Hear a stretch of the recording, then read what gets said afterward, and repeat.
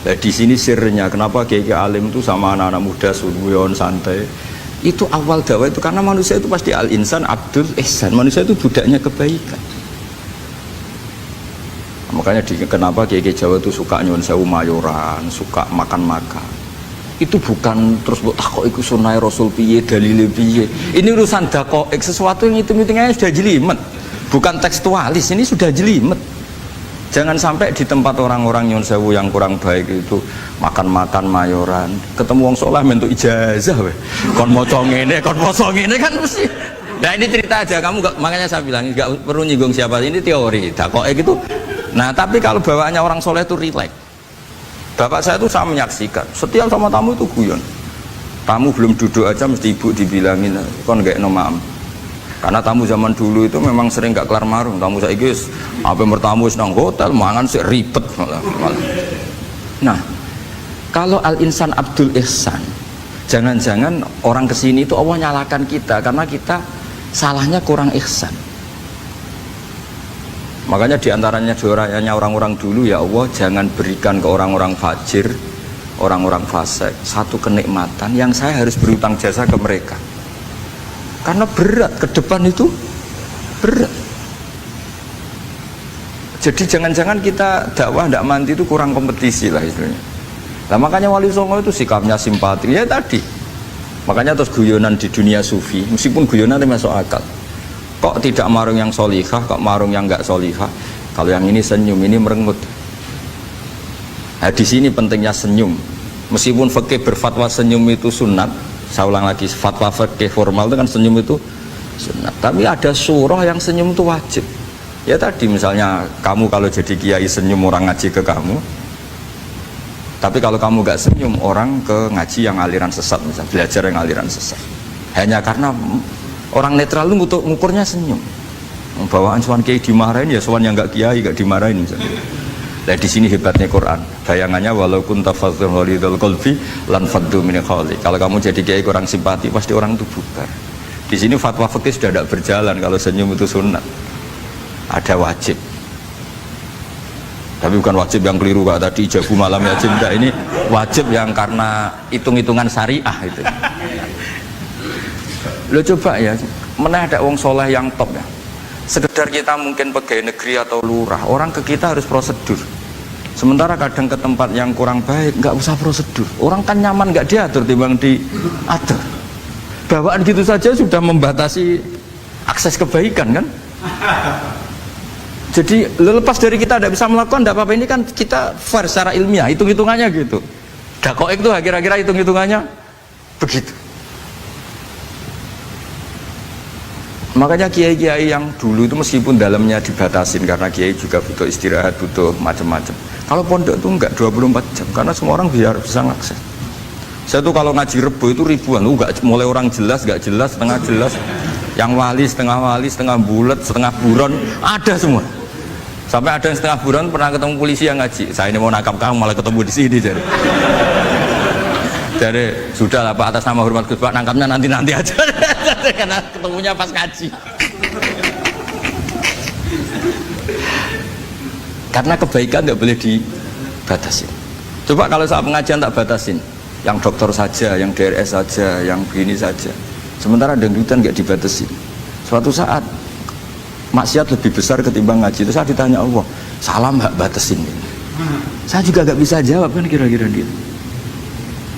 Nah ini dakoik, maksudnya ini cerita, saya tidak ingin nyinggung siapa, ini maksudnya dakoik itu suatu yang perhitungannya detail itu jelimet. Saya punya tetangga kalau tukaran sama suaminya itu jujur betul. Kenapa nak tegakno kopi ra gelem, senane ngopi ning warung. Ning kono nak nyugoi mbek senyum kowe ora. Istri kamu kalau nyugoi, oh ngombe.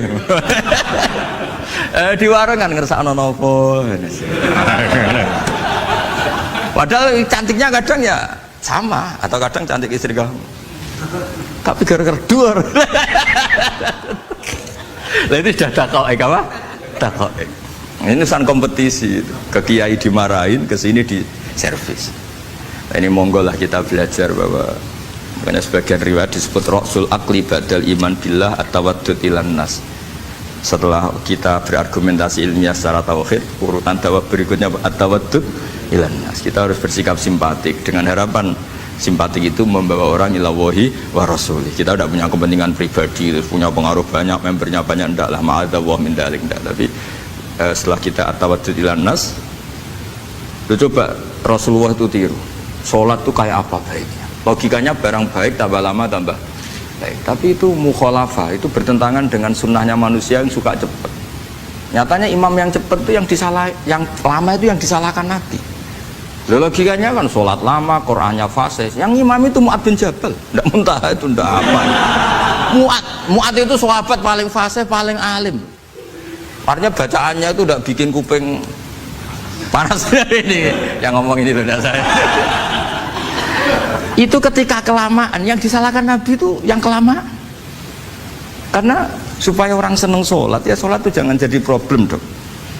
Cara nggak jadi problem gimana ya? Jangan lama-lama. Kayak apa agama ini? Sholat loh, sebaik sholat aja dikompromikan dengan hukum sosial.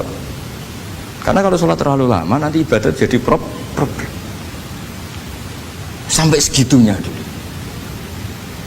Ya makanya apalagi kalau kamu sudah merasa suaranya elek, tak baku tuh kulhu ya lah. Suaranya elek bakoro. Suaranya elek. Ini kok diting-ditingan. Mustaqim, bagus gak suaranya? Paling bagus ya? Sholat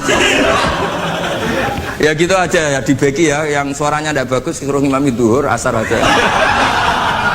Tadi yang bagus biar maghrib apa? Isya ya. Ya gitu aja. Ya tapi sudah teruskan ya. Jadi yang jelas ada kelompok ketiga. Yang jelas ini ya, yang kalau kita bisa niru ya, wa ila man yang zur ilaihi bi ainir rahmah wa la yu'athirul munqata'ah wa tabaw. Nah ini ngintikan Imam Ghazali fa hadhihi daqaiqu diniyah. Ini detail-detail yang setiap turukus salikin itu beda-beda. Wa yakunu amalu kulli wahidin ala ma yaqtadihi haluh wa waqtu. Jadi mulai dulu ini urusan relatif, urusan subjektif. Jadi tidak bisa kamu ada orang itu maksiat. Bawaannya kalau nggak dikerengi ramari ya ada, yang bawaannya dikerengi tambah nemen ya ada, bawaannya nggak jelas ya ada, banyak ya kalau itu banyak.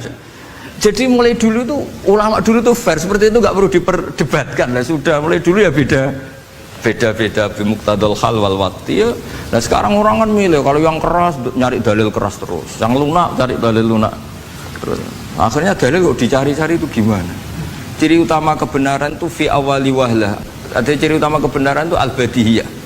Makanya kalau dalam ilmu ushul fikih disebut watabadur alamatul haqiqah. Penemuan pertama itu bukti yang digedaki Allah hakikat. Misalnya kamu sama orang nakal tanggo kamu, tak kandani malah nemen. Spontan orang itu pasti gitu. Karena di mana-mana sosialisasi itu dibutuhkan. Ketika negara atau kiai atau tokoh mau bikin apa? Pertama targetnya mesti sosialisasi. Sesuatu pasti ada tadrijan.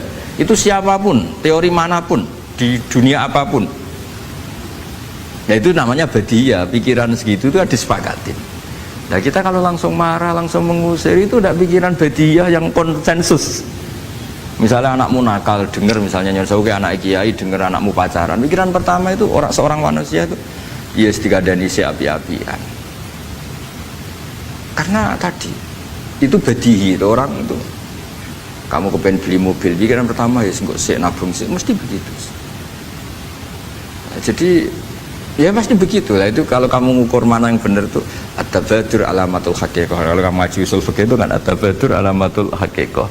Karena konsensus lah, agama ini fitratallahi allati fataran nas 'alaiha. Jadi nggak mungkin lah kita ingin sesuatu kemudian tidak berproses. Ya saya teruskan ya. Tapi kamu jangan kaget kalau setiap angkatan beda. Ini jelas wa yakunu amalu kulli wahidin ala ma yaqtadi halu wa terus wa muqtadal ahwal fi hadil umur imma makruha aw manduba fatakunu fi rutbatil fadail wa la tantahi ila tahrim wal ijab. Nah ini jelas metode-metode itu sudahlah, paling kalau benar ya mandubah, kalau salah ya makruha. Kamu jangan kalau orang salah metode tahrim enggak bisa. Metode itu misalnya gini, ada orang enggak nahi mungkar. Wah ini haram, kiai kok tidak punya kepedulian, tidak nahi mungkar, ya jangan gitu, urusan manhat. Mana itu tidak bisa berstatus tahrim atau ijab karena ini fleksibel bimuqtadul hal wal waqti. Jadi ini alimnya Imam Ghazali ya, karena ya tidak bisa. Fa inna dakhil tahta taklif aslu ma'rifah lillah wa aslu hubba dzalika qad la yata'adda minal mahbub ila ghairihi. Wa innamal muqtadi ifradul khub wastila'u. Wa dzalika la yadkhulu fil fatwa wa tahta dhahiri taklif. Jadi rasa itu tidak bisa dikendalikan taklif. Artinya gini, agama saja itu tidak bisa ngatur-ngatur rasa. Ini kan misalnya gini, contoh gampang ya, kamu tidak usah tersinggung, pasti kamu mengalami, bukan mungkin tapi pasti kamu mengalami. Wadah orang rokokan, keriting, jebelek, puwesek, gendut rokokan, cowok itu rokokan dulu, mesti kayak mau angkel. Wah, semua angkel harus dianggap cowok itu orang bener. Baru ketemu cowok wayu menarik rokokan. Mesti oleh mangkel gitu. Wes jawab jujur ya, enggak usah munafik kamu. Enggak betul ya? Betul. Jadi itu enggak bisa terus misalnya wong tuamu pesen gini, "Cung, kowe jogeman pacaran mbek cah wedok sing rokokan." Jebule sing rokokan wayu cuantik, wong sopan wis sampe. Yo rokokan tapi sopan. Terus kayak mesti ibu ngono larangan kok ngono gitu. Tapi misalnya si rokokan welek gedut keriting wes lungguhe nyigrek bener ibu ora oleh ternyata pembenaran Anda ini butuh fakta yang lain gitu. Ya kok elek be ayu gitu Mas. Lu kayak ngandel gak? Makanya guyonan yang kiai-kiai kan gitu. Pak Kaji, anak sampean tombok innalillah. Tapi menang. Itu ya guyonan, tapi menurut saya itu betapa manusia itu mudah diombang-ambingkan. Masyhur tuh guyonan di GG itu. Pak Kaji ono cawe itu numpak sepeda motor GL Max Pro, zaman di saya kan sepeda lanang. Wah, luput suwo kebablasan. Bareng ngono, tapi niku ponakane jenengan, muga-muga sepuro pangeran. Ternyata orang reaksi ya berdasar kroni kan. Kalau yang maksiat orang lain yang tidak hubungan dengan kita banti lanat pangeran gitu. Setelah dikasih tahu ini keponakan jenengan. Muga-muga sepuro pangeran. Jangan-jangan kita juga gitu loh. Dengar orang yang maksiat di tempat-tempat maksiat langsung benci. Tapi bareng dikabari, ini ku koncone jenengan sing nate nyervit ngerti si jenengan raktir. Muga-muga bareng itu. Reaksinya. Karena al-insan Abdul Ihsan. Jadi ini bukan fatwa yang mengikat, enggak. Nanti takut ijabu malam yajib tadi. Tapi ini kita ngomong ilmiah, kita ngendikan ilmu berdasar yang difatwakan Imam Ghazali di kitab apa? Ikhya. Jadi ini pernah tak baca di depan 100 ulama di pas 100 harinya, mungkin lebih ribuan mungkin yang datang pas acara itu. Dan itu dilegitimasi. Jadi ini mutafak lah. Karena saya tidak ngomong mingki bali nafsi, tapi berdasar teks yang ada di Ihya. Soal nanti misalnya kita salah di interpretasi atau salah di perilaku, yaitu normal kita sebagai manusia. Tapi saya pastikan kitab ini orisinil, bahwa mulai dulu menanggapi kemaksiatan kemungkaran itu terjadi 3 kelompok. Tapi semuanya tentu ingin merubah. Saya pastikan yang yahlidul qola juga tidak karena kebencian pribadi. Yang lunak juga bukan karena menikmati lah. Yang ribet kita ini kan lunak karena ini kalau yang cantik ke masjid sudah Islami, wah nggak ada pemandangan lah, itu ya ribet. Jadi gayanya halus tapi banyak kepentingan.